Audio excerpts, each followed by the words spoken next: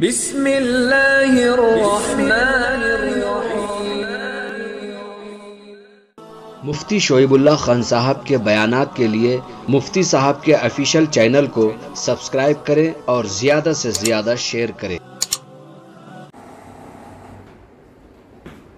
بسم اللہ الرحمن الرحیم۔ الحمدللہ رب العالمین، والصلاة والسلام علی سید الانبیاء واشرف المرسلین وعلی آلہ وصحبہ اجمعین، اما بعد۔ علم کے رؤوس ثمانیہ کا تذکرہ ہو رہا تھا،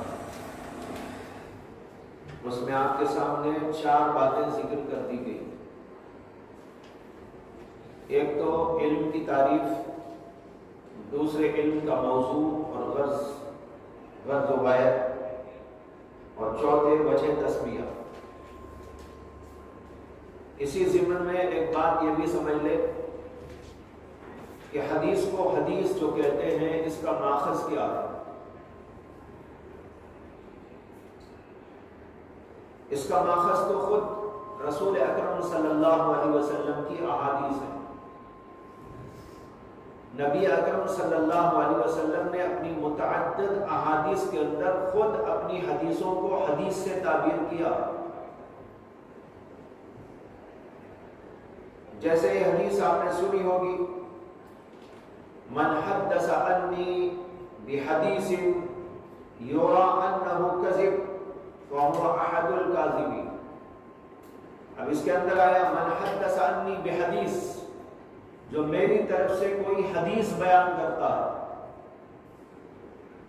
تو معلوم ہوا کہ اللہ کے نبی نے خود حدیث کو حدیث سے تعبیر کیا ہے۔ اسی طرح یہ حدیث بھی آپ نے سن رکھی ہوگی، من حفظ علی امتی 40 حدیثا فی امر دینها بعثہ اللہ فقیہا وَكُنْتُ لَهُ يَوْمَ الْقِيَامَةِ شَفِيعًا۔ جو آدمی میری امت کے لیے دینی معاملات میں سے 40 حدیثیں یاد کرتا ہے،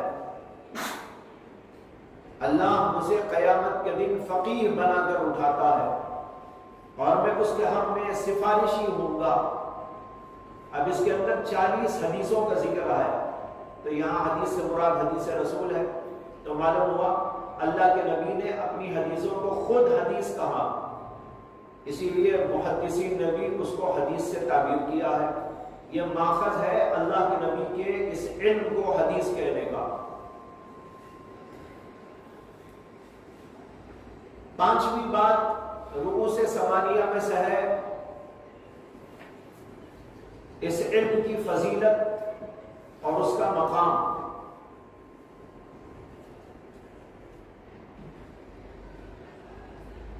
اس کو بیان کرنے کی میں سمجھتا ہوں کوئی ضرورت ہی نہیں۔ ہم سب جانتے ہیں کہ اللہ کے رسول علیہ السلام کی احادیث یہ مصدر دین ہے، دین کے مصادر میں سے ہے۔ ایک مصدر قرآن ہے تو دوسرا مصدر حدیث رسول ہے، تو اس کی اہمیت، اس کی فضیلت، اس کا مقام اور مرتبہ بالکل واضح۔ حدیث کو پڑھنے اور اس کو دوسروں تک پہنچانے کی فضیلت میں بے شمار احادیث وارد ہوئی۔ جو حدیث ابھی میں نے آپ کو سنائی 40 حدیثوں والی، من حفظ علی امتی 40 حدیثا فی امر دینها بعثہ اللہ فقیہا وکنت لہ یوم القیامۃ شفیعا، یہ بھی اس کے لیے کافی ہے۔ اسی طرح حدیث میں آتا ہے کہ نبی اکرم صلی اللہ علیہ وسلم نے ارشاد فرمایا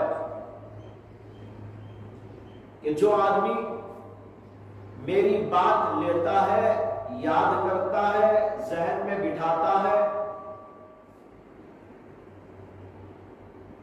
اللہ تبارک و تعالیٰ اس کو تر و تازہ رکھے۔ نظر اللہ عبدا سمع مقالتی وحفظها ووعاها واداها كما سمع، یہ الفاظ ہے اس کے۔ فرمایا اللہ اس بندے کو تر و تازہ رکھے، خوش رکھے جس نے میری حدیث کو سنا اور اس کو اپنے ذہن میں بٹھایا اور اس کو سمجھا اور اس کو دوسروں تک پہنچایا اسی طرح جیسے کہ سنا، اداہا کما سمعا، تو معلوم ہوا کہ اس کی بڑی فضیلت ہے، بڑا مقام ہے۔ حضرات صحابہ رضوان اللہ تعالی علیہ مجمعین احادیث کو یاد کرتے تھے، دوسروں تک پہنچاتے تھے، اور مستقل ان کا مشغلہ تھا اللہ کے نبی علیہ السلام کی احادیث کو یاد کرنے اور پہنچانے کا۔ علامہ ابن عبد البر المالکی رحمۃ اللہ علیہ کی کتاب بیان فضل العلم، یہ بہت اچھی کتاب ہے، بیان فضل العلم، اس کو پڑھنا چاہیے۔ اس کے اندر انہوں نے بے شمار احادیث کو جمع کیا ہے، اور اس کے علاوہ اس کے اندر آداب علم، آداب علماء، آداب طالب علم وغیرہ امور پر بھی بہت تفصیلی گفتگو 2 جلدوں کے اندر یہ کتاب ملتی ہے۔ بیان فضل العلم واہلہ اس کا نام ہے۔ اس کے علاوہ بھی بہت سارے لوگوں نے حدیث کے علم کی فضیلت پر کتابیں لکھی ہیں اور ملتی ہیں۔ 6ویں بات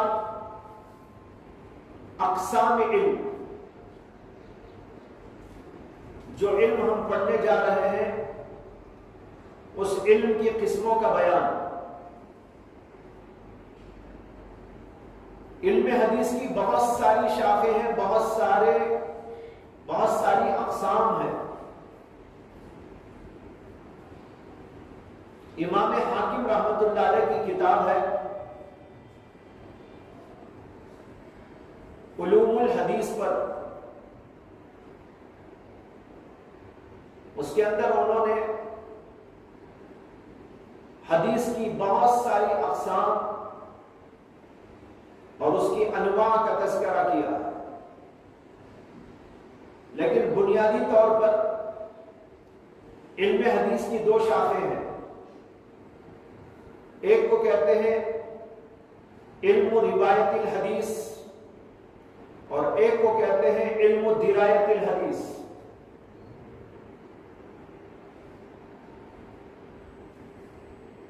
روایت حدیث کا علم یہ ہے، اس کی تعریف یوں کی گئی، علم بنقل اقوال النبی صلی اللہ علیہ وسلم وافعالہ واحوالہ بالسماع المتصل وضبطها وتحریرها۔ علم بنقل اقوال النبی صلی اللہ علیہ وسلم وافعالہ واحوالہ بالسماع المتصل وضبطها وتحریرها،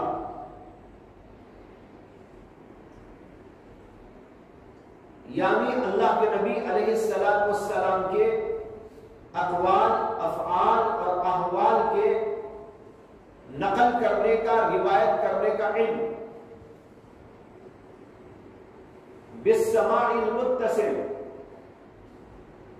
جو سماع متصل سے حاصل ہو، یعنی ہر کڑی متصل ہو، بیچ میں کوئی چھوٹی ہوئی نہ ہو، وضبطها، اور اس کو یاد کرنے کا، وتحریرها، اور اس کی تحریر کا۔ یہ علم ہے جس کا نام ہے علم روایت الحدیث۔ اب جیسے امام بخاری نے روایت کیا اور اس علم کو مدون کیا اور کتابوں میں اس کو جمع کیا، اسی طرح اور بزرگوں نے کیا، یہ علم روایت الحدیث ہے۔ دوسرے ہیں علم درایت الحدیث۔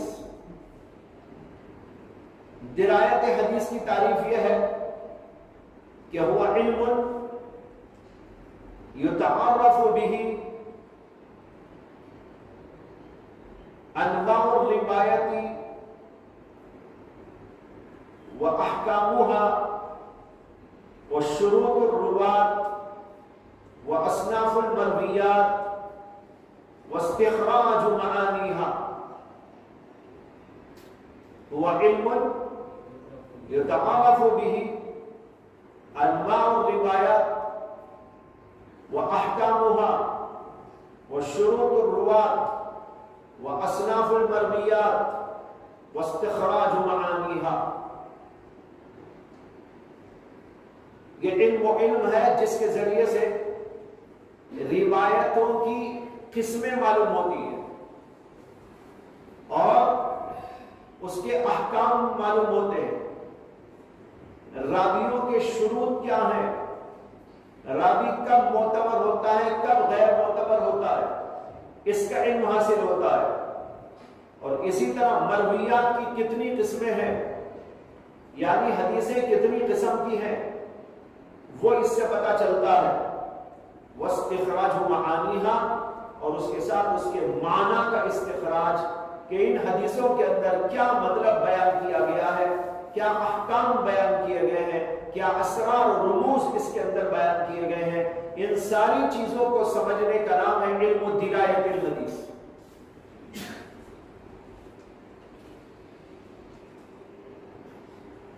یہ دونوں علم بنیادی ہیں. اس کے علاوہ ضمنی طور پر بہت ساری شکلیں نکلیں گی. مثال کے طور پر علم درایت الحدیث میں جو میں نے کہا انواع الروایات، اب یہ انواع الروایات میں آپ جائیں گے تو بے شمار قسمیں نکلیں گی. احکام میں جائیں گے تو ان کے احکام کی تفصیل ملے گی. اس روایت کا کیا حکم ہے، اس روایت کا کیا حکم ہے، کون سی روایت قابل قبول ہے، کون سی روایت قابل قبول نہیں ہے. اسی طرح شروط اور روات، راوی کیسا ہونا چاہیے، راوی کی شرطیں کیا ہیں، اس کا حافظہ کیسا ہونا چاہیے، اس کی امانت، دیانت، صداقت، ثقافت کیسی ہونی چاہیے، اس کے اندر تفقہ کیسا ہونا چاہیے. یہ اس کی شروط، اس کے اندر بھی بڑی تفصیلات آپ کو ملے گی.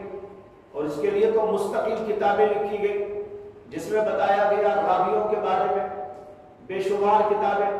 جیسے امام بخاری نے کتابیں لکھی التاریخ الکبیر، التاریخ الصغیر، التاریخ الاوسط. اس کے علاوہ بہت سارے علماء نے ضعفاء پر کتابیں لکھی، اور کسی نے مطلقاً تمام راویوں پر کتابیں جمع فرمائی. اور آخری دور کے اندر ابن حجر عسقلانی رحمۃ اللہ علیہ نے تہذیب التہذیب لکھی، لسان المیزان لکھی. امام ذہبی رحمۃ اللہ علیہ نے میزان الاعتدال لکھی. اور اسی طرح انہوں نے سیر اعلام النبلاء لکھی اور تذکرۃ الحفاظ لکھی. اب یہ سب کتابیں راویوں کے بارے میں ہیں. راویوں کی جانچ پڑتال کرنے کے لیے آپ کو انہوں کو پڑھنا چاہیے. سیر اعلام النبلاء اتنی بڑی کتاب ہے، یہاں رکھیں گے تو پورا ٹیبل بھر جائے گا، اتنی لمبی چوڑی کتاب. اور انہوں نے اور ایک کتاب تاریخ الاسلام لکھی، وہ بھی اتنی لمبی چوڑی کتاب ہے. اتنی لمبی لمبی کتابیں انہوں نے لکھی کہ آج پڑھنا مشکل ہے. اللہ نے ان کے اوقات کے اندر بڑی عظیم برکت عطا فرمائی تھی کہ چھوٹی چھوٹی عمروں کے اندر اتنی بڑی بڑی تصنیفات لکھ کے چلے گئے کہ بعد میں آنے والے اپنی پوری زندگی میں صرف پڑھنا بھی چاہے تو پڑھ نہیں سکتے. امام ذہبی کی کتنی کتابیں اسماء الرجال کے فن کے اوپر. میزان الاعتدال، اس کے اندر انہوں نے بہت سارے راویوں پر بحث ہے. انہی کی دوسری کتاب جو ہے الکشف الحسیس، ان کے نام ایک کتاب ہے، یہ بھی راویوں پر ہے. اسی طرح سیر اعلام النبلاء، جیسے کہ میں نے کہا بہت لمبی چوڑی کتاب ہے. تذکرۃ الحفاظ، اس کے اندر ان راویوں پر بحث ہے جو راوی بڑے پکے، بڑے سچے، بڑے عظیم الشان، بڑے اپنے زمانے کے امام گزرے، ایسے لوگوں کا تذکرہ. اس لیے اس کا نام رکھا تذکرۃ الحفاظ. 3 جلدوں میں انہوں نے اس کتاب کو لکھا.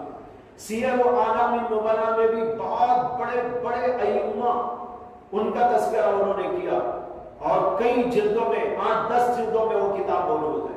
اس طرح بھائی ایسی کتابیں لکھی گئی اور ان کے اندر شروط الروات اور ان راویوں کے حالات اور یہ سب کچھ اس کے اندر بیان کیا گیا۔ ایسے ہی اصناف المرویات، مرویات یعنی احادیث جس کو روایت کیا گیا ہے، ان کی قسمیں، کئی قسمیں ہوتی ہیں، ان قسموں کا تذکرہ اس کے اندر کیا جاتا ہے۔ مرسل قسم کی حدیث ہوتی ہے، معضل ایک حدیث ہوتی ہے، منقطع حدیث ہوتی ہے، اور اسی طرح ضعیف ہوتی ہے، کوئی صحیح ہوتی ہے، کوئی حسن ہوتی ہے۔ مختلف اعتبارات سے ان کے جو ہے الگ الگ قسمیں بنتی چلی جاتی ہیں۔ اور ایک چیز ہے استخراج المعانی، معانی کا استخراج، حدیث کے اندر جو بات بیان کی گئی اس میں کیا معنی نکلتا ہے، کیا مقصد نکلتا ہے، کیا منشا ہے محمد رسول اللہ صلی اللہ علیہ وسلم کا، اس میں کیا مضمون بیان کیا گیا ہے، یہ اس کے اندر سے نکالا جائے۔ یہ حضرات فقہاء کرام کا کام ہوا کرتا ہے۔ جیسے کہ کل بھی میں نے کہا تھا آپ کے سامنے، امام ابو حنیفہ رحمۃ اللہ علیہ فقیہ تھے، اور جو ان کے استاد تھے امام عامر ابن شرحبیل الشعبی رحمۃ اللہ علیہ، دونوں کا ایک مسئلہ بھی عرض کیا تھا کہ جب امام شعبی کے سامنے ایک مسئلہ پیش ہوا اور انہوں نے اس کا ایک جواب دیا، امام ابو حنیفہ نے دوسرا جواب دیا، پھر انہوں نے اپنے شاگرد ابو حنیفہ سے اس کی تحقیق کی، انہوں نے کہا کہ میں یہ اس حدیث سے اس مسئلے کو نکالا ہوں جو آپ نے بیان کیا ہے، بما قد حدثتنا یا شیخ، اے شیخ آپ نے جو ہم سے حدیث بیان کی فلاں فلاں کے حوالے سے، میں نے اس سے اس مسئلے کو نکالا ہے۔ یہ سن کر امام شعبی نے فرمایا تھا کہ بھائی ابو حنیفہ، میں یہ حدیث اس زمانے سے جانتا ہوں جبکہ تمہارے ماں باپ کا ابھی ملاپ بھی نہیں ہوا تھا، لیکن میرا ذہن کبھی ادھر نہیں گیا، تمہارا ذہن ادھر چلا گیا اور یہ حدیث میں جو مسئلہ تھا وہ تم نے نکال لیا۔ تو یہ استخراج معانی، اور استخراج معانی یہ بہت بڑے بڑے ائمہ کرام جن کو اللہ نے تفقہ اور بصیرت کا بہت خصوصی حصہ عطا کیا ہوا ہوتا ہے، ان کے ذریعے سے اللہ تبارک و تعالیٰ یہ کام لیتے ہیں۔ ایک بہت بڑے عالم گزرے ہیں، ان کا نام علامہ قطانی رحمۃ اللہ علیہ ہے۔ ان کے بارے میں عجیب بات لکھی ہے تاریخ کے اندر کہ انہوں نے ایک چھوٹی سی حدیث سے 400 مسئلے نکالے، ایک چھوٹی سی حدیث سے 400 مسئلے نکالے۔ حدیث کیا ہے؟ حدیث یہ ہے کہ حضرت انس بن مالک رضی اللہ عنہ کہتے ہیں کہ میرا بھائی یتیم، اس کے پاس ایک پرندہ تھا، پرندے کا نام تھا نغیر، ہم اسے کہتے ہیں بلبل، بلبل پرندہ، وہ پالا ہوا تھا، ایک پنجرے میں رکھتا تھا۔ حضرت انس کہتے ہیں کہ رسول اللہ صلی اللہ علیہ وسلم ہمارے گھر میں کثرت سے تشریف لاتے تھے اور بھائی کے ہاتھ میں وہ پنجرا دیکھتے تھے۔ ایک بار تشریف لائے تو اللہ کے نبی نے دیکھا کہ یتیم کے ہاتھ میں وہ موجود نہیں ہے، یعنی پنجرا تو ہے لیکن پنجرے کے اندر وہ پرندہ موجود نہیں ہے۔ اس پرندے کا نام تھا نغیر۔ اللہ کے نبی کی زبان سے ایک جملہ نکلا اور اس بچے کا نام تھا عمیر، ابو عمیر، بچے کا نام تھا ابو عمیر۔ تو اللہ کے نبی نے کہا یا ابا عمیر ما فعل النغیر، ارے ابو عمیر تمہارا نغیر کیا ہوا؟ ایک چھوٹا سا جملہ ہے، اس جملے سے امام قطانی نے 400 مسئلے نکالے۔ اب یہ کہیں منضبط مجھے تو نظر نہیں آئے کہ کیا کیا مسئلے انہوں نے نکالے۔ بہرحال بتائے رہا ہوں کہ یہ حضرات فقہا وہ ہوتے ہیں جو ایک ایک چھوٹی چھوٹی حدیث سے 400 مسئلے نکال سکتے ہیں۔ امام شافعی رحمۃ اللہ علیہ کا یہ واقعہ تاریخ میں آپ نے سنا ہوگا یا پڑھا ہوگا کہ امام شافعی رحمۃ اللہ علیہ ایک بار بغداد تشریف لے گئے تھے امام احمد بن حنبل کے یہاں۔ امام احمد بن حنبل ان کے شاگرد تھے، ان کی دعوت پر وہاں تشریف لے گئے۔ امام احمد بن حنبل نے اپنے استاد کی بڑی تعریف اپنے گھر میں کی تھی، اپنی بچیوں کو سمجھایا تھا، بہت بڑا امام ہمارے گھر میں آ رہا ہے، बहुत अजीम शान फकीह हमारे घर में जलवा अफरोज होने वाला है। उनके फजाइल, उनके मनाक़िब, उनका तक़वा, उनकी तहारत, उनका इल्म, उनके ज़ुहद, उनका ज़ुहद, उनकी इबादत, रियाजत, ये सब बातें अपनी बच्चियों को बताए हुए। बहरहाल इमाम शाफ़ई रहमतुल्लाह अलैह जब पहुंचे तो खाने का वक्त आया तो खाने का दस्तरखान बिछाया गया और खाना खाया गया। बच्चियां पर्दे के पीछे से इमाम शाफ़ई को देख रही थी। इमाम शाफ़ई खाना खा रहे थे तो बहुत खाए खाना, इतना खाना खाए कि बच्चियों को ताज्जुब होने लगा और उनके ज़हन के अंदर इश्काल पैदा हो गया, खाना इतना खाते हैं। हम तो सुन रहे थे इतने बड़े अल्लाह के वली हैं और ऐसे हैं वैसे हैं, ये हैं और वो हैं, लेकिन इतना खाना खा रहे हैं। अल्लाह के वली तो इतना खाना नहीं खाते। एक इश्काल तो उनको ये हो गया। खैर उसके बाद रात का वक्त था, उनके लिए एक कमरा मुख्तस किया गया था और इमाम अहमद बिन हंबल ने अपनी बच्चियों से कहा था कि उनके लिए जो है पानी का लोटा रख देना, ताकि हजरत उठने के बाद जब तहज्जुद पढ़ेंगे तो उनको जरूरत पड़ेगी वुजू करने की। बच्चियों ने पानी का इंतजाम कर दिया। उसके बाद इमाम शाफ़ई रहमतुल्लाह अलैह तशरीफ ले गए कमरे में और जाके सो गए। वो भी नोट कर रही थी बच्चियां कि वो सो गए हैं, लेकिन पूरी रात सोते रहे, यहां तक कि सुबह में उठे। जब नमाज का वक्त हुआ, नमाज के वक्त में उठने के बाद वुजू बिल्कुल नहीं किया, सीधे मस्जिद तशरीफ ले गए। लोगों ने मस्जिद में कहा कि हजरत आप आए हैं तो आप ही इमामत करेंगे, तो उन्होंने इमामत भी कर दी। बच्चियों को बड़ा जबरदस्त इश्काल हो गया। एक इश्काल तो ये हुआ, रात भर सो के गुजारे हैं अल्लाह के वली।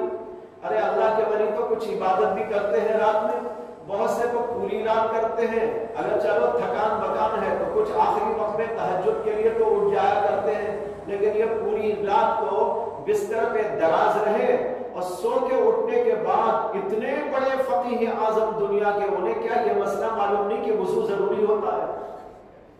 बगैर वुजू के नमाज भी पढ़ ली। अब तीन जबरदस्त इश्कालात थे उनको। एक इश्काल खाने का, एक इश्काल सोने का, एक इश्काल बगैर वुजू के नमाज पढ़ लेने का। जब इमाम शाफ़ई जो है मस्जिद गए हुए थे तो बच्चियों ने अपने वालिद से कहा, इमाम अहमद बिन हंबल से, कि हजरत अब्बा जी आप तो कह रहे थे कि आपके उस्ताद ऐसे हैं वैसे हैं, ये हैं वो हैं, लेकिन यहां तो हम कुछ उल्टा उल्टा देख रही है। खाना खाए तो ऐसा, सोए तो ऐसा। खैर दो बातों में तो कुछ तामील भी चल जाएगी, लेकिन इसमें क्या तामील करेंगे? पूरी रात सोकर बगैर वुजू नमाज पढ़ ली, इसमें तो कोई तामील की गुंजाइश ही नहीं। तो उन्होंने कहा कि इमाम हजरत जब आएंगे ना तुम खुद इस इश्काल को पेश करो, वो खुद उसका जवाब देंगे। खैर इमाम शाफ़ई नमाज के बाद अपने वज़ाइफ वगैरह पढ़कर आए, मसनद उनकी रखी गई, बैठे और कुछ बातें हो रही थी। तो इमाम अहमद बिन हंबल ने कहा कि मेरी बच्चियों को कुछ शुबहात हैं, कुछ इश्कालात हैं, वो आपसे पूछना चाहती हैं। उन्होंने कहा ठीक है पूछे। तो उन्होंने पूछना शुरू किया कि हजरत हम तो आपको ऐसा और ऐसा समझते थे, आपने खाना इतना खाया तो हमको इश्काल हो गया। उन्होंने कहा देखो बात यह है कि 3 दिन का फाका था, 3 दिन के बाद खाने के लिए आज मुझे कुछ नसीब हुआ और सफर से आया था, इंतहाई शदीद भूख थी। उसके साथ मैंने एक बात यह भी देखी कि इमाम अहमद के इस घर के खाने के अंदर नूरानियत और रूहानियत के वो आसार हैं जो मैंने कहीं और नहीं देखे थे। जब मैंने देखा कि एक तो भूख है शदीद और दूसरे ये अनवार और बरकत इसके ऊपर नाजिल हो रहे हैं, तो मैंने सोचा कि ऐसा खाना फिर दुनिया में मुझे कहां मिलेगा। इसलिए जिस कदर ज्यादा खा लूं ये मेरे लिए अनवार और बरकत के अंदर जाने का जरिया होगा, इसलिए मैंने इसको खाया था 3 दिन के फाकी के बाद। انہوں نے کہا دوسرا سوال ہمارا یہ ہے کہ رات بھر آپ نے عبادت کے بجائے اپنے آپ کو بستر پہ ڈال رکھا تھا، نہ تہجد پڑھی نہ کوئی نماز۔ انہوں نے کہا کہ میں سویا تو نہیں تھا، لیکن سفر کی تھکان کی وجہ سے بستر پہ پڑا بغیر سوئے قرآن کی ایک آیت سے 100 مسئلوں کا استنباط، پڑے بستر پر قرآن کی ایک آیت سے 100 مسئلوں کا استنباط کیا۔ میں سویا نہیں تھا، جب سویا ہی نہیں تھا تو وضو کا مسئلہ حل ہو گیا، جب سویا ہی نہیں تو وضو کرنے کی ضرورت کیا؟ اس لیے جا کر نماز پڑھا دی کہ وضو پہلے سے موجود تھا، عشاء کے وضو سے فجر کی نماز ادا کی، صرف کمر سیدھی کرنے کے لیے، تھکان اتارنے کے لیے بستر پہ پڑے رہے، لیکن بستر پر پڑے 100 مسئلوں کا استنباط کر لیا۔ تو بھائی یہ حضرات فقہا ہوتے ہیں، میں نے کہا استخراج معانیہا، یہ سب کا سب علم درایت حدیث کے اندر آتا ہے۔ تو ایک ہے علم روایت حدیث کہ حدیث سننا، متصل سند کے ساتھ اس کو ضبط کرنا، پھر اس کو بیان کرنا یا اس کو لکھ دینا، یہ تو ہے علم روایت الحدیث۔ اور ایک اس کے بعد ہے کہ ان ساری چیزوں کی جانچ پڑتال اور تحقیق اور معانی کی تفصیل، یہ ہوتا ہے دوسرا علم جس کا نام ہے علم درایت الحدیث۔ یہ ہوا نمبر 6۔ ابھی 2 نمبر باقی ہیں۔ ایک نمبر ہے 7واں تاریخ تدوین علم، لیکن یہ بات میں نے بہت تفصیل کے ساتھ آپ کو بخاری میں سمجھا دی۔ بخاری کے درس میں علم حدیث کی تدریجی تدوین کا ذکر آ گیا تھا کہ شروع میں کس طرح ہوتا تھا، پھر کیسا لکھا گیا، پھر کس دور میں کس طرح کی کتابیں لکھی گئی، اور پھر آگے چل کر صحاح کیسے مرتب ہوئی۔ یہ اس کی تدوین کی پوری تاریخ ہے جو انتہائی اختصار کے ساتھ آپ کے سامنے پیش کر دی گئی، اس لیے لا معنی لإعادتی۔ 8ویں چیز ہے اس علم کا مقام اور مرتبہ دیگر علوم کے مقابلے۔ علماء لکھتے ہیں کہ علوم کی اولاً 2 قسمیں ہیں، علوم عقلیہ اور ایک علوم نقلیہ۔ علوم عقلیہ وہ جو صرف عقل سے تراشے جاتے ہیں، عقل ان کی طرف رہنمائی کرتی ہے، اور علوم نقلیہ وہ ہے جو اوپر سے نقل ہو کے آتے ہیں۔ تو علوم کی 2 قسمیں ہوئی، علوم عقلیہ اور علوم نقلیہ۔ پھر ان میں سے ہر ایک کی 2 قسمیں ہیں، علوم عقلیہ کی بھی 2 قسمیں، علوم نقلیہ کی بھی 2 قسمیں۔ نمبر 1 علوم عالیہ حمزہ کے ساتھ، دوسرے علوم عالیہ عین کے ساتھ۔ تو اس طرح علم کی 4 قسمیں ہو گئی، علوم عقلیہ عالیہ، علوم عقلیہ عالیہ، علوم نقلیہ عالیہ اور علوم نقلیہ عالیہ۔ عالیہ آلے سے مشتق ہے، یعنی جو آلے کے طور پر کام آتے ہیں، ذریعہ وسیلہ، اس کو کہتے ہیں عالیہ حمزہ کے ساتھ۔ اور علوم عالیہ جو اصل علوم ہے ان کو کہا جاتا ہے علوم عالیہ عقلیہ میں علم رمل، علم جفر، علم نجوم، یہ داخل ہے۔ یہ عقل سے تراشے ہوئے علم ہے، صحیح بھی ہو سکتے ہیں، غلط بھی ہو سکتے ہیں۔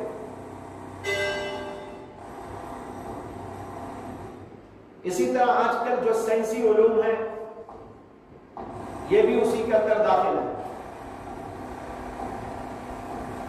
اور علوم عقلیہ عالیہ جو بطور اعلیٰ کام آنے والے علوم عقلی ہیں،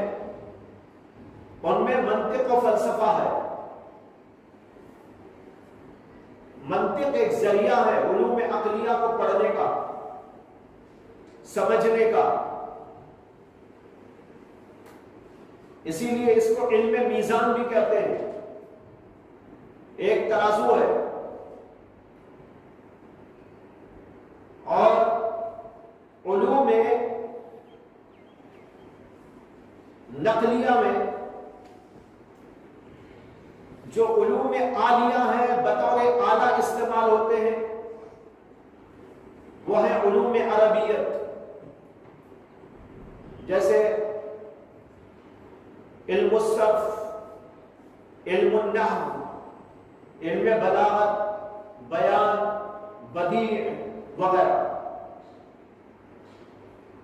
یہ علوم نقلیہ ہیں. یہ عقل سے بنا لینے کی چیز نہیں ہے، یہ اوپر سے نقل ہو کے آ رہے ہیں.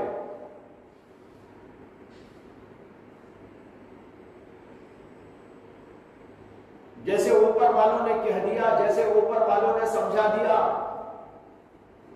بس اس کے اوپر عمل کیا جاتا ہے. اسی لیے بعض جگہ کوئی توجیہ بھی نہیں کی جا سکتی. آپ نے پڑھا ہوگا قالا اصل میں قبلا تھا، یقولو اصل میں یقبولو تھا. لیکن اگر آپ سے پوچھا جائے کون سے زمانے میں تھا، قالا اصل میں قبلا تھا کون سے زمانے میں تھا؟ کیا پہلے لوگ ایسا پڑھتے تھے؟ قبلا یقبولو، بعد میں چل کر وہ قبلا جا کے قالا جا کے قبلا جا کر قالا ہو گیا.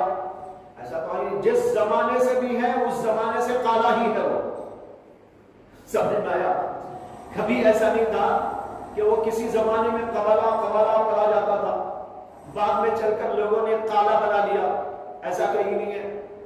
حضرت مولانا ابو الحسن علی ندوی نور اللہ مرقدہ نے یہ واقعہ لکھا ہے کہ حضرت مولانا سید سلیمان ندوی رحمت اللہ علیہ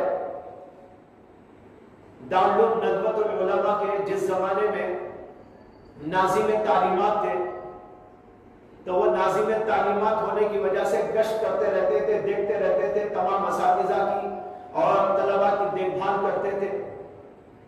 تو ایک بار انہوں نے دیکھا کہ ایک درسگاہ کے سامنے طلباء باتیں کرتے کھڑے ہیں. تو وہ وہاں پر آئے اور ان سے پوچھا کیوں کھڑے ہیں؟ تو انہوں نے کہا استاد ابھی آئے نہیں اس لیے کھڑے ہیں. کہا چلو بیٹھو. تو خود حضرت آ کر بیٹھ گئے. اتنے میں استاد بھی آ گئے. تو حضرت نے ان سے پوچھا کیا پڑھتے ہو؟ تو کہا ہم علم الصغر پڑھتے ہیں. کیا پڑھا؟ تعلیلات پڑھی. حضرت نے پوچھا کہ اچھا یہ بتاؤ فلاں چیز کی کیا تعلیل ہے؟ یقولو کی تعلیل کرو، قالا کی تعلیل کرو، فلاں کی تعلیل کرو، فلاں لفظ کی تعلیل بیان کرو. لیکن کوئی بھی طالب علم جواب ہی نہیں دیا. کسی کو بھی جواب نہیں آیا. استاد جو بیٹھے تھے حضرت نے ان سے کہا کہ بھئی آپ نے ان کو کیا پڑھایا کہ ایک طالب علم نہیں کوئی جواب نہیں دیتا؟ کئی تعلیلات کے بارے میں پوچھا، ایک نے بھی جواب نہیں دیا. تو ان استاد نے مولانا سے کہا کہ حضرت میں ان طلباء کو پڑھاتا ہوں، قالا اصل میں قوالا تھا، یقولو اصل میں یقبولو تھا. تو یہ لوگ پوچھتے ہیں کون سے زمانے میں تھا؟ لوگ پوچھتے ہیں کون سے زمانے میں تھا. میرے پاس اس کا کوئی جواب نہیں ہے. جب سے ہے تو ایسے ہی. اب یہ بنا لیا گیا بعد میں وہ الگ بات ہے. یہ بھی عجیب جو ہے حیرت انگیز بات. جب سے ہے وہ ویسے ہی ہے.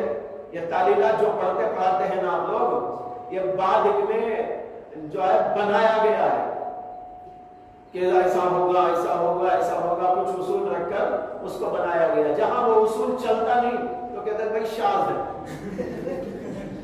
جہاں وہ اصول نہیں آئے گا نا، چلے گا نہیں، تو وہاں بولتے ہیں کہ بھائی یہ شاذ ہے. باقی میں چلاتے رہتے ہیں. تو یہ سب بعد میں بنایا گیا ہے. تو اصل جو علم ہے یہ علم اوپر سے نقل ہو کے آ رہا ہے. بس جیسے پہلے والوں نے پڑھا، جیسے پہلے والوں نے اپنی زبان میں ان چیزوں کو استعمال کیا، بس ہم بھی اسی طرح استعمال کرتے رہتے ہیں۔ لیکن یہ ان لوگوں کا کمال ہے جنہوں نے تعلیلات کے فن کو ایجاد کر کر اس کے اصول کو مرتب کر کے ان کے اوپر اس کا انطباق کرنا شروع کیا اور بیشتر جگہ انطباق صحیح ہو گیا۔ یہ ان کا کمال ہے۔ تو بہرحال میں کہہ رہا تھا کہ یہ علم نحو ہے، علم صرف ہے، علم بلاغت ہے، بیان ہے، بدیع ہے، یہ سارے علوم نقلیہ ہیں اور عالیہ ہیں۔ علوم نقلیہ عالیہ، عالیہ اس لیے کہ یہ آلے کے طور پر استعمال ہوتے ہیں، وسیلے کے ذریعے میں، وسیلے کے طور پر استعمال کیے جاتے ہیں۔ دوسرے ہیں علوم نقلیہ عالیہ، یعنی وہ علوم جو اوپر سے نقل ہو کے آ رہے ہیں اور بلند و بالا علوم ہے۔ اس کے اندر قرآن، اس کی تفسیر، حدیث پاک اور فقہ، یہ سب اس کے اندر داخل ہے۔ یہ علوم عالیہ بھی ہیں اور علوم نقلیہ اس لیے ہیں کہ اوپر سے نقل ہو کے آ رہے ہیں، یہ کوئی بنا نہیں سکتا۔ اللہ نے کہا اور نازل فرمایا محمد رسول اللہ پر، محمد رسول اللہ صلی اللہ علیہ وسلم نے اپنے صحابہ کو بتایا، صحابہ سے آگے منتقل ہوا تابعین و تبع تابعین تک، پھر اس کے بعد کے ہر زمانے کے لوگوں تک، اسی طریقے پر یہ تسلسل قائم ہوتے ہوتے ہوتے آج تک یہ علم چلا آ رہا ہے، نقل در نقل، نقل در نقل ہوگا۔ اس لیے یہ علوم نقلیہ ہیں، یہ علوم عقلیہ نہیں ہے کہ عقل سے اس کو تراش لیا جائے۔ دنیا کے علوم تو عقل سے تراشے جا سکتے ہیں، اس کے اندر غلط فہمیاں بھی ہوتی ہیں، غلطیاں بھی ہوتی ہیں، بڑی خطائیں ہوتی ہیں، بہت الٹی سیدھی باتیں بھی ہو سکتی ہیں، سائنس پڑھی جاتی ہے، لیکن اس کے اندر کے جو نظریات ہیں عقلی طور پر اس کو ایجاد کیا گیا، بہت ساری چیزیں غلط ثابت ہو جاتی ہیں۔ لیکن یہ علم اللہ کی طرف سے آیا ہوا ہے، نقل ہوتے ہوئے معتبر ذرائع کے ساتھ، اس لیے اس کے اندر تو کوئی اشتباہ کی بات نہیں ہے۔ اس لیے تمام ان علوم میں، علوم عقلیہ اور علوم نقلیہ میں اور پھر علوم عالیہ اور علوم عالیہ میں سب سے زیادہ بلند و بالا علوم نقلیہ عالیہ ہے۔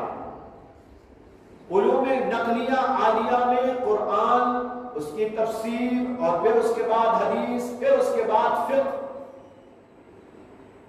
اس سے آپ کو سمجھ میں آ گیا کہ تمام علوم اجناس علوم میں سب سے زیادہ مرتبہ علوم نقلیہ عالیہ کا ہے، اور ان کے اندر سے حدیث کا جو مقام ہے وہ قرآن اور اس کی تفسیر کے بعد ہے، بلکہ قرآن کے بعد ہے، تفسیر سے بھی پہلے ہے۔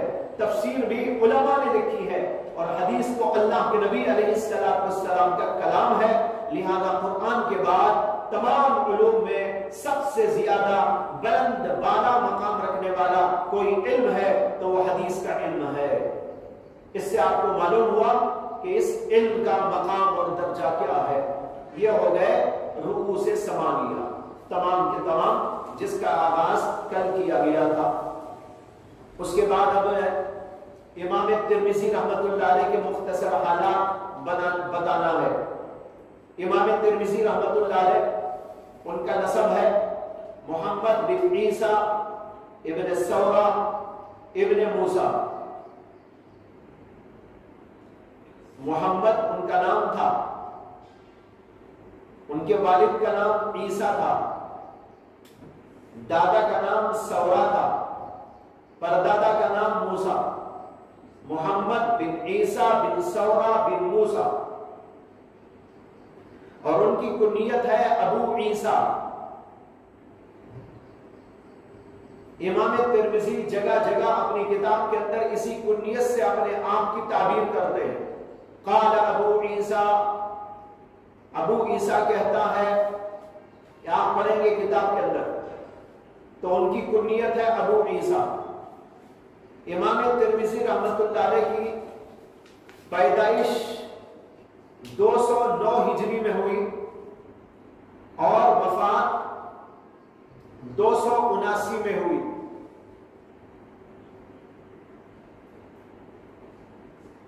یعنی کل 70 سال عمر انہوں نے پائی ہے.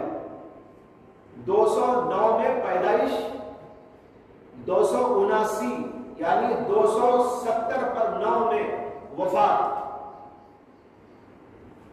اب وہ شروع کے 9 سال نکال دیں گے تو بچیں گے کتنے؟ 70. تو 70 سال ان کی عمر ہوئی. امام ترمذی کی کنیت ہے ابو عیسیٰ. اس پر ایک علمی گفتگو ہے اور وہ یہ ہے کہ ابو عیسیٰ کنیت رکھنا جائز ہے یا ناجائز. اور یہ سوال اس بنیاد پر پیدا ہوا کہ امام ابن ابی شیبہ نے اپنے مصنف میں ایک حدیث روایت کی ہے کہ رسول اللہ صلی اللہ علیہ وسلم نے ابو عیسیٰ کو نیت رکھنے سے منع فرمایا. اور منع ہونے کی وجہ یہ ہے کہ حضرت عیسیٰ علیہ السلام کے کوئی باپ نہیں تھے. تو ابو عیسیٰ کا مطلب یہ ہوا عیسیٰ کا باپ، جبکہ حضرت عیسیٰ کے تو کوئی باپ ہی نہیں تھے. اس بنیاد پر نبی اکرم صلی اللہ علیہ وسلم نے ابو عیسیٰ کو نیت رکھنے سے منع کر دیا تاکہ کسی کو کوئی اشتباہ نہ پیدا ہو. لہذا اب سوال پیدا ہوا کہ جب حدیث کے اندر اللہ کے نبی علیہ السلام نے ابو عیسیٰ نام کو نیت رکھنے سے منع کیا تو یہ کنیت رکھنا کیسے جائز ہو سکتا ہے؟ اور امام ترمذی رحمت اللہ علیہ نے اس حدیث کے باوجود اپنی کنیت ابو عیسیٰ کیسے رکھی؟ اس کے متعدد جوابات دیے گئے. ایک جواب تو یہ دیا گیا کہ شاید امام ترمذی رحمت اللہ علیہ کو یہ حدیث نہیں پہنچی ہوگی. اگر ان کو یہ حدیث پہنچتی اور وہ اس حدیث کو جانتے تو اپنی کنیت ابو عیسیٰ نہ رکھتے. لیکن یہ حدیث ان تک نہ پہنچنے کی وجہ سے ان کے علم میں یہ بات نہیں آئی کہ یہ ممنوع ہے.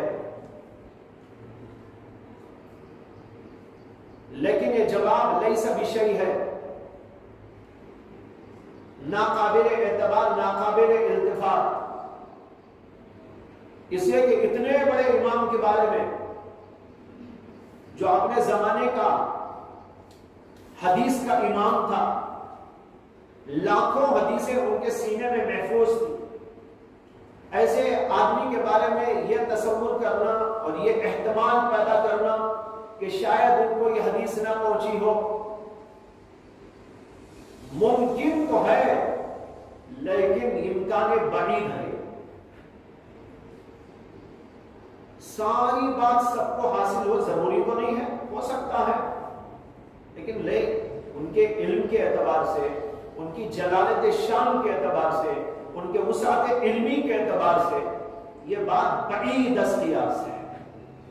اس لیے یہ کہنا صحیح نہیں معلوم ہو. اس لیے بعض حضرات نے ایک دوسرا جواب دیا. انہوں نے کہا کہ یہ جو حدیث کے اندر منع ہے یہ حرمت کے طور پر منع نہیں ہے بلکہ مکروہ تنزیہی کے طور پر منع، خلاف اولا. اس لیے امام ترمذی نے ابو عیسیٰ کو نیت رکھ لی کہ یہ ممنوع تو نہیں ہے، البتہ خلاف اولا ہے. لیکن یہ جواب بھی قابل لحاظ نہیں معلوم ہوتا، اس لیے کہ ائمہ کرام متقی، بڑے پرہیزگار، بلکہ خلاف اولا سے بچنے والے ہوتے ہیں. تو جب یہ خلاف اولا ہے تو امام ترمذی اپنی کنیت ابو عیسیٰ کیوں رکھ لیں گے خلاف اولا؟ یہ حضرات تو وہ ہوتے ہیں جو بہت باریکی کے ساتھ دین کے اوپر چلتے ہیں، خلاف اولا سے بھی مکمل طور پر احتیاط برتتے ہیں. لہذا یہ جواب بھی قابل اعتنا نہیں معلوم ہو. تیسرا جواب یہ دیا گیا ہے اور یہی صحیح جواب ہے کہ حدیث کے اندر جو اللہ کے نبی علیہ السلام نے منع کیا تھا کہ ابو عیسیٰ کنیت نہ رکھے، یہ حدیث منسوخ ہے. اور ایک دوسری حدیث سے معلوم ہوتا ہے کہ اللہ کے نبی صلی اللہ علیہ وسلم نے اس کو جائز قرار دیا کہ ابو عیسیٰ کنیت رکھی جا سکتی ہے. شروع دور میں اللہ کے نبی صلی اللہ علیہ وسلم نے اس سے منع کیا تھا، لیکن بعد میں چل کر اللہ کے نبی علیہ السلام نے اس کی اجازت دی، اور اسی لیے امام ترمذی نے اسی اجازت کی وجہ سے اپنی کنیت ابو عیسیٰ رکھ لی. چنانچہ اس سلسلے میں ابو داؤد کے اندر حدیث موجود ہے، اور یہ حدیث ابن ابی شیبہ کی حدیث کے لیے ناسخ کے درجے میں ہے. ابو داؤد کی حدیث حضرت مغیرہ بن شعبہ سے مروی ہے،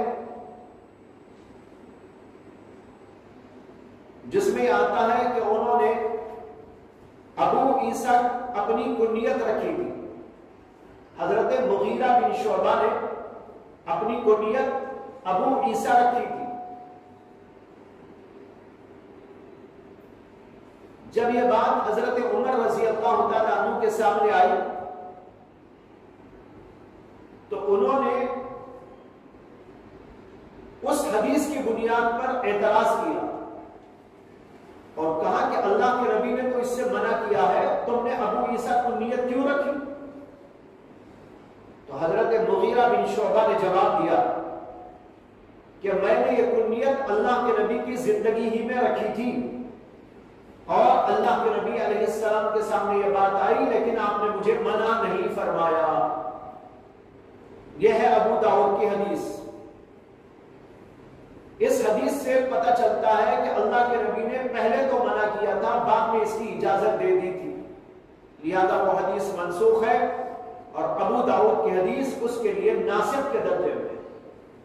اس لیے امام ترمذی پر یہ جو اعتراض ہوا، یہ اعتراض اس تیسرے جواب سے حل ہو گیا کہ بھئی یہ ممنوع نہیں ہے. پہلے اس کو ممنوع قرار دیا گیا تھا، بعد میں اس کی اجازت دے دی گئی تھی. امام ترمذی کی نسبت ہے ترمذی.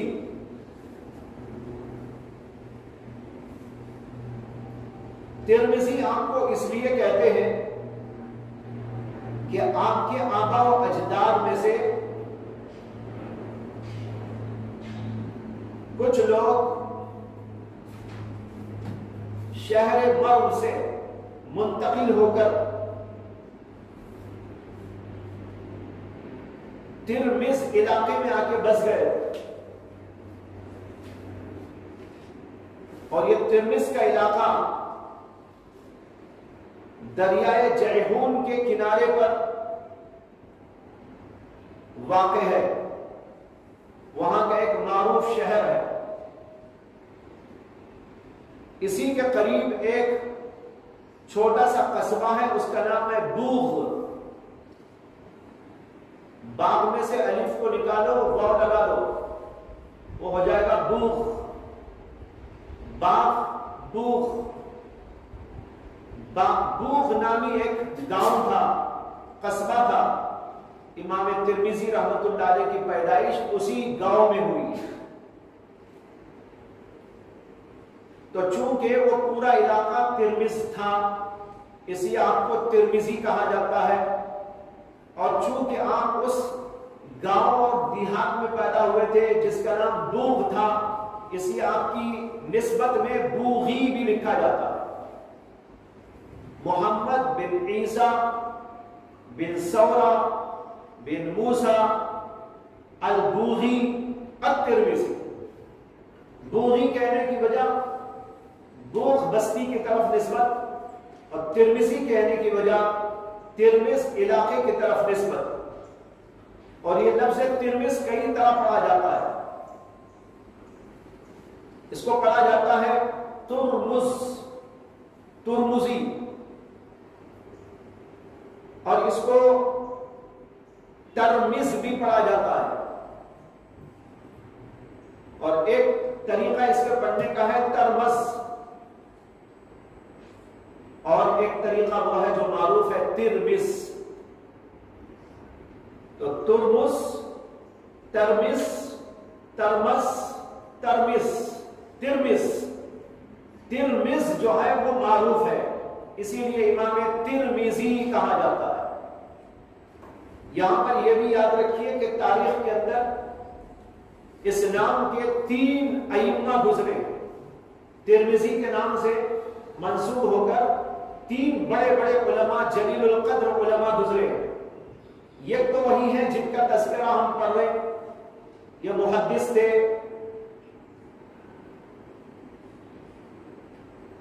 امام محمد بن عیسیٰ الترمذی، اور دوسرے ہیں ابو الحسین محمد ابن الحسین ترمذی، یہ بھی اپنے زمانے کے جلیل القدر محدث تھے۔ اور تیسرے امام جو اس نام سے موسوم ہے وہ ہے امام حکیم ترمذی۔ حکیم ترمذی نام کے بزرگ بھی آپ کو کتابوں میں ان کا نام ملے گا۔ ان کی ایک بہت معروف کتاب ہے جس کا نام ہے نوادر الوصول من حدیث الرسول، ہمارے کتب خانے میں بھی موجود ہے۔ تو یہ 3 امام ترمذی کے نسب سے موسوم ہے، منسوب ہیں۔ یہاں پر تذکرہ امام ترمذی کا ہے جو محدث ہے۔ امام ترمذی رحمۃ اللہ علیہ نے اپنا جو سفر علمی کیا تھا تو سب سے پہلے اپنے ہی وطن ترمذ کے علماء سے استفادہ کیا۔ اصول بھی یہی ہے کہ پہلے اپنے علاقے کے علماء سے نسبت جوڑی جائے، تعلق پیدا کیا جائے، وہاں کے علماء سے استفادہ کیا جائے۔ امام بخاری نے بھی اسی طرح کیا تھا، اسی طرح امام ترمذی نے بھی ترمذ کے علاقے کے جلیل القدر محدثین سے پہلے علم حاصل کیا۔ جب وہاں کے علماء سے اخذ فیض کر لیا تو پھر انہوں نے مختلف علاقوں کا اور مختلف شہروں کا سفر کیا، جن میں سے حجاز، مصر، شام، کوفہ، بغداد، خراسان وغیرہ ممالک آتے ہیں۔ ان سب علاقوں کا سفر کیا اور وہاں کے جلیل الشان ائمہ کرام سے استفادہ فرمایا۔ امام ترمذی کے اساتذہ میں بڑے جلیل القدر نام ہیں۔ سب سے بڑا نام تو امام بخاری کا۔ امام بخاری امام ترمذی کے استاد ہیں، اور یہ عجیب بات ہے کہ امام ترمذی کے استادوں میں امام بخاری ہے اور امام بخاری کے استادوں میں امام ترمذی ہے۔ یہ بھی ایک عجیب بات، یعنی امام ترمذی امام بخاری کے شاگرد بھی ہیں اور استاد بھی ہیں۔ امام ترمذی نے اپنی اس کتاب کے اندر آگے چل کر ایک جگہ پر بتایا ہے کہ امام بخاری نے مجھ سے 2 حدیثیں سنی ہیں۔ امام ترمذی کے پاس کوئی 2 حدیثیں ایسی تھی جو امام بخاری کے علم میں نہیں تھی، تو امام ترمذی نے وہ حدیثیں روایت کی اور امام بخاری رحمۃ اللہ علیہ نے وہ 2 حدیثیں امام ترمذی سے حاصل کی۔ اس لیے امام ترمذی امام بخاری کے استاد بھی ہو گئے، شاگرد بھی ہیں، استاد بھی ہیں۔ دنیا میں ایسی نظیریں اور بھی ہیں۔ میرے شیخ اور مرشد اور استاد حضرت مولانا مسیح اللہ خان صاحب رحمۃ اللہ علیہ کے استاد محترم تھے حضرت مولانا مفتی سعید احمد صاحب،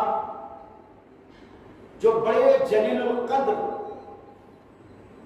فقیہ تھے، محدث تھے، عالم تھے، بڑے فاضل تھے، بڑے مفتی تھے، علی گڑھ کے رہنے والے تھے۔ ان کا نام ہے مفتی سعید احمد علی گڑھی۔ یہ حضرت مسیح اللہ خان صاحب کے استاد ہیں، اور حضرت مولانا مسیح اللہ خان صاحب نے ان سے نحمیر سے لے کر مشکات تک پڑھا، ایک ہی استاد سے گویا کہ پورا نصاب پڑھ لیا، نحمیر سے لے کر مشکات شریف تک پوری کتابیں ان سے پڑھی۔ کتنے بڑے استاد ہوئے، تمام کتابیں انہی سے پڑھی۔ آخری 2 سال دارالعلوم دیوبند کے لیے تشریف لے گئے اور وہاں پر جا کر اگلا علم پورا کیا تھا، یعنی دورہ وغیرہ وہاں پر پورا کیا تھا۔ مشکات تک انہی سے پڑھا تھا، جن کا نام تھا مفتی سعید احمد صاحب رحمت اللہ علیہ۔ یہ حضرت تھانوی کے خلیفہ تھے، یعنی مفتی سعید احمد صاحب حضرت تھانوی کے خلیفہ تھے۔ اپنے شاگرد کو پڑھایا، مشکات تک پڑھایا، اور پھر اس کے بعد حضرت مولانا مسیح اللہ خان صاحب کو حضرت تھانوی رحمت اللہ علیہ نے خلافت دی تھی اور وہ ان کے خلیفہ ہوئے۔ تو یہ مفتی سعید احمد صاحب اپنے شاگرد سے بیعت ہو گئے، سمجھ میں آیا؟ اپنے شاگرد سے بیعت ہو گئے۔ اتنے بڑے استاد تھے اور حضرت تھانوی کے خلیفہ بھی تھے، معمولی بات نہیں تھی۔ حضرت تھانوی کے ہاتھوں خوب کان پکڑی ہوتی تھی، معمولی طور پر نہیں، ہر چیز پر نگاہ ہوتی تھی، اٹھنے پر، بیٹھنے پر، بولنے پر، کرنے پر، کھانے پر، پینے پر، عبادت پر، ریاضت پر، ہر چیز پر نگاہ ہوتی تھی، ہر چیز کی اصلاح کی جاتی تھی۔ اس لیے جو ان کے پاس جاتا تھا وہ بن کے نکلتا تھا۔ عجیب و غریب فیکٹری ان کی تھی، اس فیکٹری میں جانے والا بن کے ہی نکلتا تھا۔ 150 خلفاء ہوئے حضرت تھانوی رحمت اللہ علیہ، ان میں حضرت مسیح اللہ خان صاحب بھی ہیں، لیکن مفتی سعید احمد صاحب نے حضرت سے رجوع کر لیا اور اپنا شیخ ان کو بنا لیا۔ تو دیکھو استاد ہیں لیکن اپنے شاگرد سے جا کر مرید ہو رہے ہیں۔ ایسی مثالیں دنیا میں ملتی رہتی ہیں، اور پہلے زمانے میں تو ایسی بہت مثالیں ہیں، آج کے زمانے میں تو کم ہے، لیکن پہلے زمانے میں ایسا بہت ہوا ہے کہ استاد حدیث بیان کر رہا ہے، شاگرد سن رہے ہیں، اور وہ کسی اور کے شاگرد ہیں، اور وہاں سے انہوں نے جو اخذ فیض کیا وہ ان کو سنا رہے ہیں، یہ ان کے استاد بھی ہو گئے ہیں، شاگرد بھی ہو گئے۔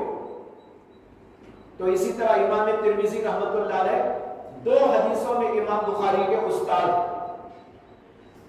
دوسرے استاد امام مسلم ہیں امام ترمذی کے، تیسرے استاد امام ابو داؤد ہیں،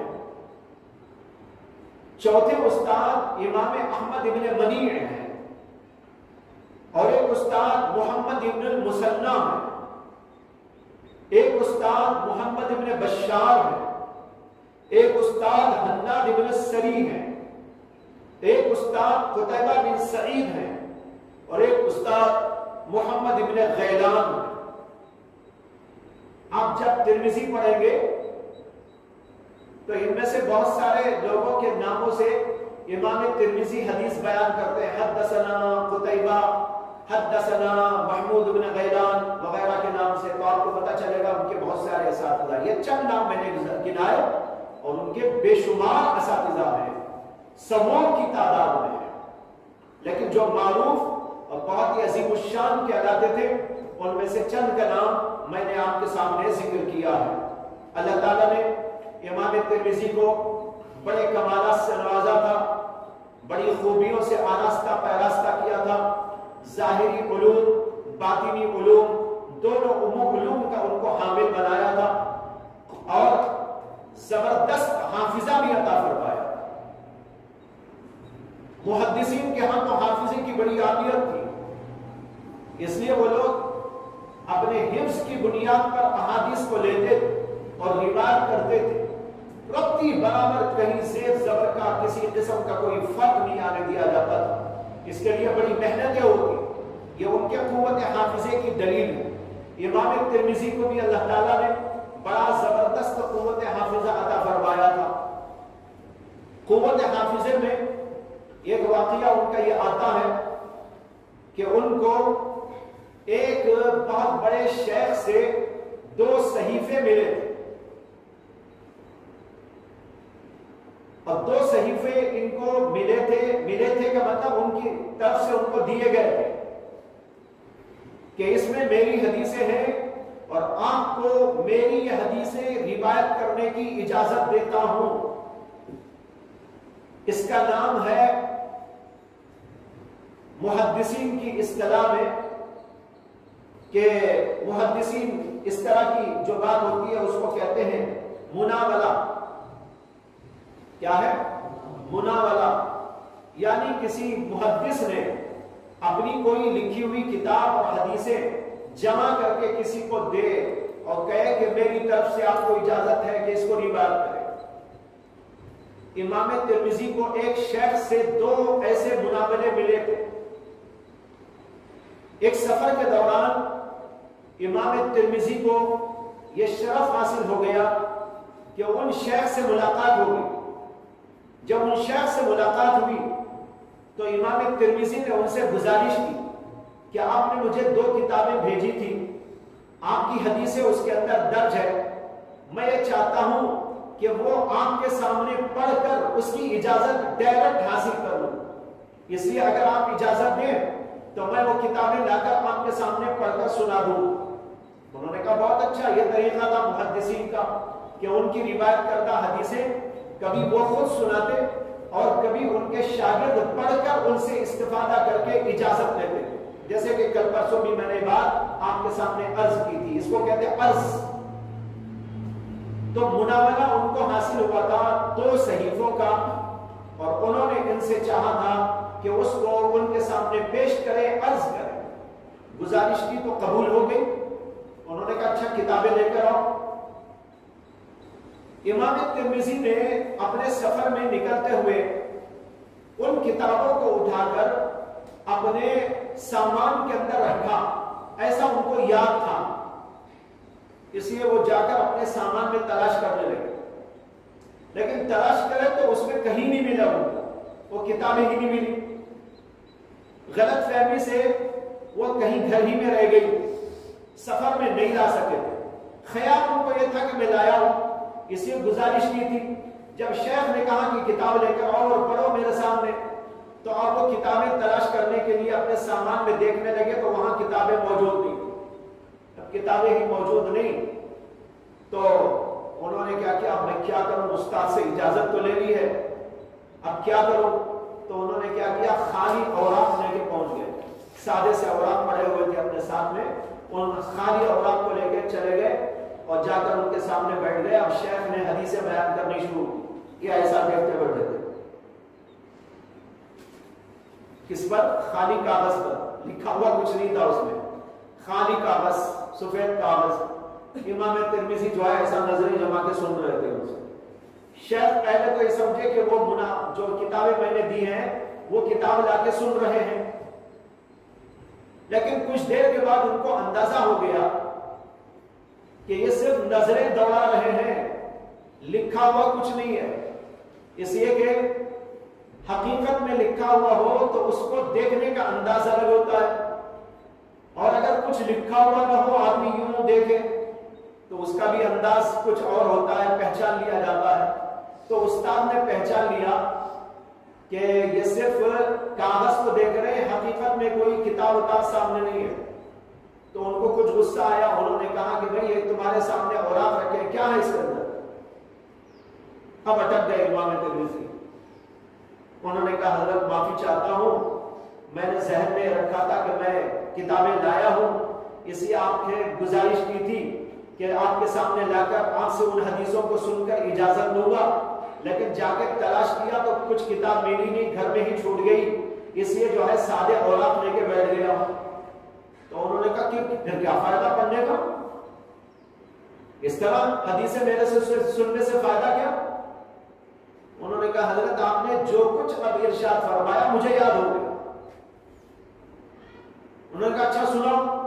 اس وقت تک انہوں نے ایک 200 حدیثیں بیان کر دی تھی، ایک 200 حدیثیں بیان کر دی تھی۔ اور امام ترمذی نے اس کو سنا تھا. جب انہوں نے کہا اچھا تم کو یاد ہو گیا تو سنو، تو امام ترمذی سنانے بیٹھ گئے اور فر فر فر فر تمام حدیثیں جو کچھ سنی تھی اس مجلس میں سنا تھی. لیکن استاد کو پھر بھی شک ہوا کہ شاید یہ میری کتاب سے پہلے یاد کر کے آئے ہوں گے، اس لیے جو ہے اب پڑھ دے رہے. انہوں نے کچھ یاد کر لیا ہوگا پہلے سے، اب سن کر وہ دوبارہ ان کو یاد اچھی طرح ہو گیا، پڑھ رہے. انہوں نے کہا مجھے یقین نہیں کہ تم جو ہے اس طرح ابھی یاد کیے ہو، پہلے سے یاد کر لیے ہوں گے. انہوں نے کہا نہیں پہلے سے میں نے یاد نہیں کیا تھا، ابھی میں نے یاد کیا ہے. انہوں نے کہا اچھا چلو میں ایسی حدیثیں اب سناتا ہوں جو میری ان کتابوں میں نہیں ہے، اور پھر سننے کے بعد تم مجھ کو سناؤ. انہوں نے کہا جی اچھا. اب اس کے بعد ان شیخ نے امام ترمذی کو وہ حدیثیں سنائی جو ان کی اس کتاب میں لکھی ہوئی نہیں تھی. وہ حدیثیں بھی کئی سو سنانے کے بعد امام ترمذی سے انہوں نے کہا آپ سناؤ، تو امام ترمذی نے فر فر فر ایک دفعہ سن کر پوری حدیثیں لوٹا. ایسا اللہ نے ان کو زبردست حافظی کی قوت عطا فرمائی تھی. یہ ہے امام ترمذی رحمۃ اللہ علیہ. اب اس کے بعد امام ترمذی کی اس کتاب کا تھوڑا سا تعارف باقی رہ گیا ہے. تعارف انشاءاللہ کل پیش کیا جائے گا، اس کے بعد انشاءاللہ کتاب شروع کر دی جائے گی. وآخر دعوانا